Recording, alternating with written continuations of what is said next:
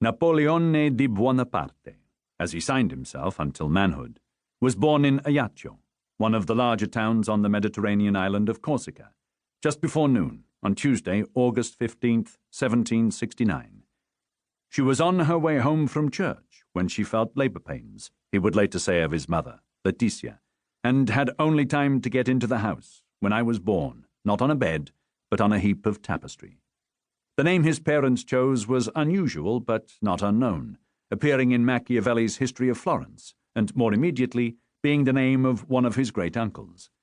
The Buonaparte family were originally landowners living between Florence and Livorno. A Florentine first took the surname in 1261. While the senior line remained in Italy, Francesco Buonaparte emigrated to Corsica in 1529, where for the next 2.5 centuries his descendants generally pursued the gentlemanly callings of the law, academia, and the church. By the time of Napoleon's birth, the family occupied that social penumbra encompassing the haute bourgeoisie and the very minor nobility. After he came to power in France, when people attempted to trace his family's descent from the 13th century emperors of Trebizond, Napoleon told them that his dynasty in fact dated back only to the time of his military coup d'etat. "There are genealogists who would date my family from the flood," he told the Austrian diplomat, Prince Clemens von Metternich, "and there are people who pretend that I am of plebeian birth. The truth lies between these two. The Bonapartes are a good Corsican family, little known, for we have hardly ever left the island, but much better than many of the coxcombs who take it upon themselves to vilify us." On the rare occasions when he discussed his Italian ancestry, he would say he was an heir to the ancient Romans. "I am of the race that founds empires," he once boasted.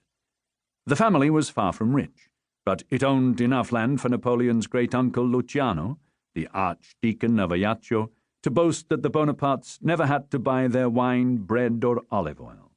One can still see the millstone used for grinding flour in the basement of the large 3-story Casa Bonaparte on the Rue Saint-Charles in Ajaccio, where his family had lived since 1682. Napoleon's parents had another home in the countryside, some property in at least 3 other towns, a flock of sheep and a vineyard, and employed a nanny, maid, and cook. "There's no wealth in Corsica," Napoleon's elder brother Joseph wrote years later, "and the richer individuals hardly have 20,000 livres of savings. But, because everything is relative, our wealth was one of the most considerable in Ajaccio." The young Napoleon agreed, adding that luxury is an unwholesome thing in Corsica.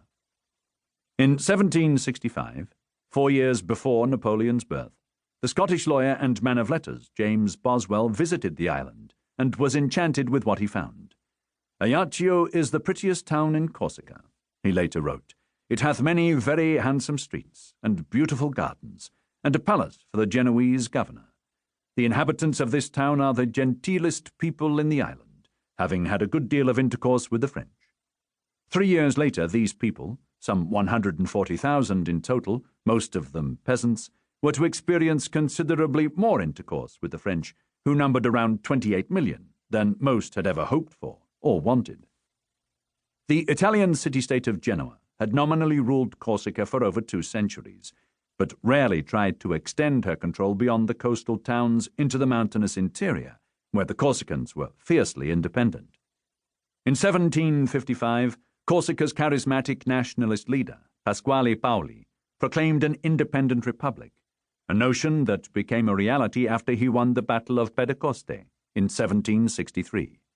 The man the Corsicans nicknamed Il Babu, Daddy, quickly set about reforming the island's financial, legal, and educational systems, built roads, started a printing press, and brought something approaching harmony between the island's competing clans of powerful families.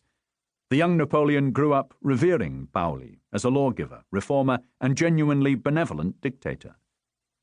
Genoa had no appetite for the fight that she knew would be required to reassert her authority over Corsica, and reluctantly sold the island to King Louis XV of France for 40 million francs in January 1768.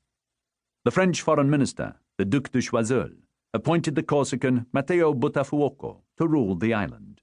Paoli naturally opposed this, so the French sent a force of 30,000 men under the command of the harsh Comte de Vaux, with the task of putting down the rebellion, and soon replaced Botafogo with a Frenchman, the Comte de Marbeuf. To keep listening to this audiobook, I've left you a link in the description so you can do it, at no cost thanks to Audible's 30-day free trial.